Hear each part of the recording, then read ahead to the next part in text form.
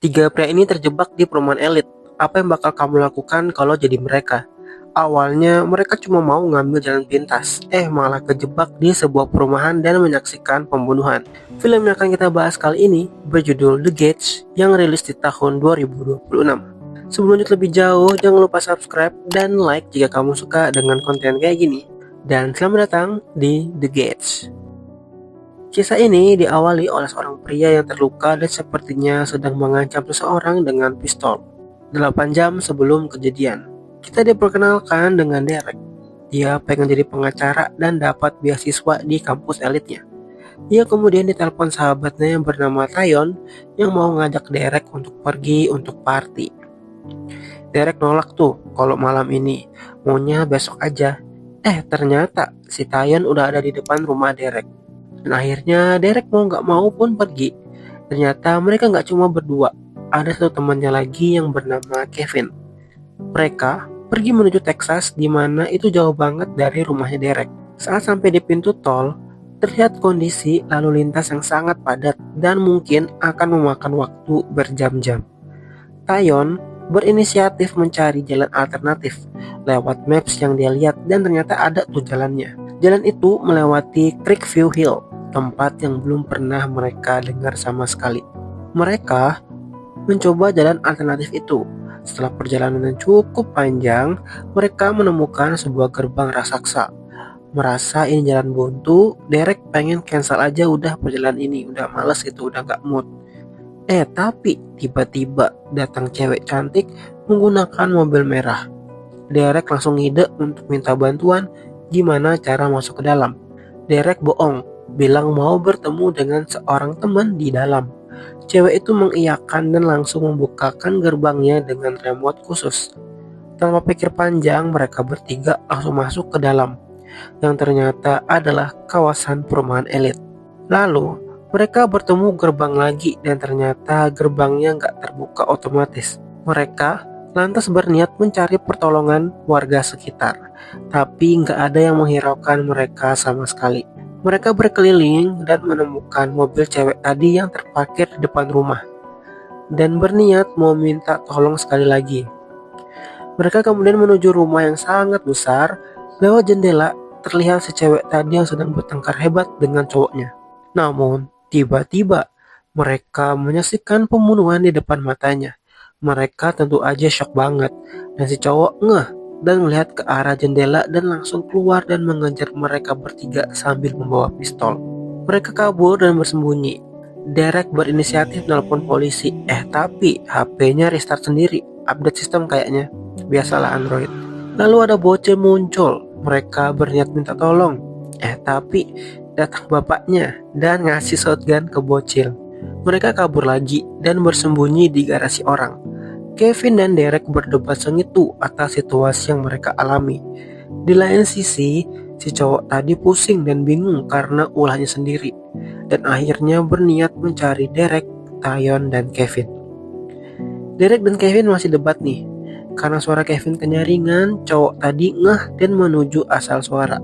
Untung aja mereka masih sempat sembunyi. Saat sedang mengamati, datang seseorang tetangga yang menegurnya. Diketahuilah bahwa nama cowok tadi adalah Jacob, dan ia segera pergi dari tempat itu. Kemudian pemilik garasi muncul dan menanyai mereka.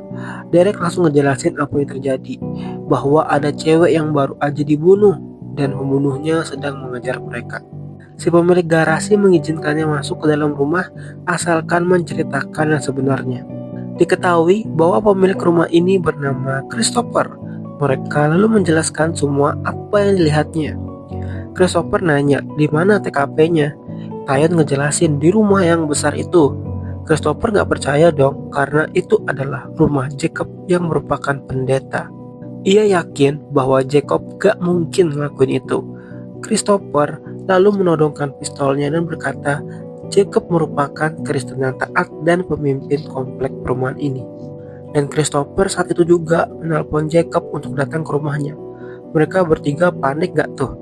Lalu saat perhatian Christopher teralihkan, Kevin langsung menyiramnya dan memanfaatkan kesempatan ini untuk kabur. Mereka lalu bersembunyi. Di sini mereka berbeda pendapat. Derek pengen tuh ke sebuah rumah yang sedang ada pesta dan berniat meminta tolong dan meminjam telepon. Namun Kevin dan Tayon gak setuju karena pastinya hasilnya akan sama aja. Gak ada tuh yang peduli sama mereka dan mereka pun berpisah.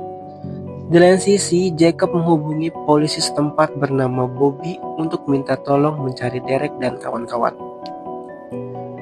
Derek pergi ke rumah itu dan benar aja mereka gak peduli, bahkan mengusir Derek. Sementara itu, Tayon dan Kevin menelusuri jalan dan menemukan sebuah rumah yang sedang mengadakan pesta juga. Dan ada cewek yang menegur mereka berdua yang bernama Roxy. Tayon dan Kevin menjelaskan bahwa ia cuma pengen pergi dari sini.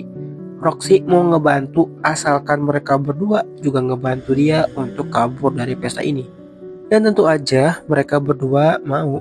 Sementara itu, Derek mencoba meminta tolong kepada seorang wanita yang sepertinya satu-satunya orang kulit hitam di komplek perumahan itu. Derek berniat meminjam teleponnya dan wanita itu menyuruh Derek untuk masuk ke rumahnya terlebih dahulu. Derek ngejelasin lagi ke wanita itu kejadian yang dia lihat, tapi ia nggak percaya karena Jacob itu pendeta dan yang membangun komplek ini. Lalu ia menelpon polisi dan menyuruh Derek menunggu di luar. Sementara itu, Tayon yang berada di tempat pesta mencari Roxy. Ternyata si Roxy mau digauli dan Tayon menolongnya dan mereka kemudian mendapatkan akses kode ke gerbang utama. Polisi lalu datang dan menangkap Derek. Padahal Derek udah ngejelasin semuanya tapi nggak didengar sama sekali. Roxy, Kevin, dan Tayon keluar dari pesta itu. Dan saat di luar mereka melihat Derek yang ada di dalam mobil polisi. Mereka tentu saja panik. Di sini Kevin dan Tayon berpisah dengan Roxy karena mereka mau menolong Derek dari situasi ini. Ternyata Derek dibawa ke rumahnya Jacob sama bapak polisi sama si Bobby. Jacob mau kooperatif asalkan Bobby mau mengecek rumah Jacob, siapa tahu ketemu bukti yang kuat. Tayon dan Kevin sampai nih di rumah Jacob. Mereka berargumen pergi menyelamatkan diri sendiri atau menolong Derek. Mereka berdua pergi ke mobil lagi. Dan saat itu juga Tayon menyadari HP-nya udah nggak ada di mobil. Sudah pasti ini ulah Jacob. Di dalam rumahnya, Bobby nggak menemukan petunjuk apa-apa. TKP pembunuhannya sudah bersih, tidak meninggalkan jejak apa-apa. Kembali ke Derek yang sedang mengobrol dengan Jacob. Di sini Jacob mengetahui nama panjangnya Derek dan dia tinggal di mana lewat dompet Derek yang Jacob temukan. Dan di sini Jacob mengancam Derek bahwa beasiswanya akan diputuskan karena telah mencemarkan nama baiknya Jacob. Jacob melihatkan sebuah proyek kepada Derek bahwa ia akan membangun gereja baru yang bisa menampung 10.000 jemaat. Terlihat di sini Jacob seperti obsesi dan siapapun yang menghalangi jalannya, Jacob nggak akan segan-segan membunuhnya. Di lain sisi, tiba-tiba datang Christopher ke rumah Jacob dan melihat mobil merah itu. Dia sadar kalau itu bukan mobilnya Jacob. Christopher kemudian berbicara kepada Jacob bahwa ia menemukan kalungnya Tayon dan dia berkata bahwa sepertinya anak-anak ini berkata jujur. Soalnya Tayon benar-benar ngasih nama aslinya. Kalau mereka penipu, kenapa mereka harus memberikan nama aslinya? Di sini Jacob udah mulai dak-dikduk tuh. Namun dengan kelihayannya berbicara dia masih aja bisa ngeles. Dan Christopher nanya, kalau gitu itu mobil siapa warna merah? Ngeles lagi nih Jacob. Yo nggak tahu, kok tanya saya. Dan setelah itu Jacob bilang, sepertinya punya warga sini aja. Lalu ia mengambil remote gerbang dan membukanya. Si Jacob dengan lecek bilang, nah kalau gitu itu mobil siapa? Sambil nunjuk mobil Kevin dan Tayon. Kevin yang panik brutal langsung tancap gas dan kabur. Pak polisi langsung menyuruh Derek masuk mobil dan mengejar Kevin. Aksi kejar-kejaran tak bisa dihindari lagi. Sampai pengejaran berhenti di tempat konstruksi. Di sini mobil mereka digeledah polisi. Di saat bersamaan datang Jacob juga menyusul. Lalu ditemui di bagasi mobil ada cewek tadi yang dibunuh Jacob. Ternyata si cewek masih hidup. Jacob yang mendengarnya panik dan mengambil tindakan gegabah. Ia menembak polisi itu. Situasi sangat chaos. Mereka coba bernegosiasi, tapi itu percuma. Lalu datang Christopher. Di sini Jacob berbohong kalau mereka nembak si polisi. Tapi Christopher udah mulai kehilangan kepercayaan kepada Jacob.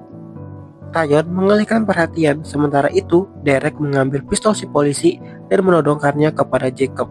Dan inilah adegan di awal video tadi. Lalu Kevin diam-diam masuk ke dalam mobil dan Jacob menembak Christopher. Setelah itu Kevin langsung menancapkan gasnya dan menabrak Jacob. Jacob berhasil kabur. Sementara itu Christopher udah nggak bisa ditolong lagi. Di sini mereka langsung membawa cewek itu ke rumah sakit karena cewek ini bisa jadi saksi mata untuk mereka dan terlepas dari tuduhan ini. Setelahnya mereka mengantar Derek pulang. Tyon ikut masuk. Tiba-tiba ada Jacob yang udah nunggu di rumah sambil menyandra ibu Derek. Derek diancam. Kalau nggak kasih tahu di mana cewek itu berada, dia akan menembak. Derek tetap diam dan Jacob menembak kaki Tyon. Kevin yang masih di luar ngeh kalau ada mobil Jacob di luar dan langsung mencari bantuan. Dan kebetulan banget ada polisi yang lagi lewat. Kembali ke dalam rumah Derek. Tiba-tiba lampu sirene polisi terlihat dan Jacob pun kabur. Ternyata Jacob udah ditunggu polisi tuh di dekat mobilnya. Jacob berusaha kabur dan mencoba menembak. Untungnya polisi gesit dan menembak Jacob di tempat. Keesokan paginya, komplek Derek menjadi TKP dan polisi berdatangan. Tyon yang tertembak pun sudah dirawat. Dan akhirnya mereka bertiga selamat dan berhasil keluar dari Creekview Hill. Dan kisah The Gates berakhir. Itu dia kisah 3 orang sahabat yang terjebak di perumahan elit yang ternyata dipimpin oleh seorang psikopat. Jangan lupa like dan subscribe jika kamu suka konten kayak gini. Sampai bertemu di video selanjutnya. Bye.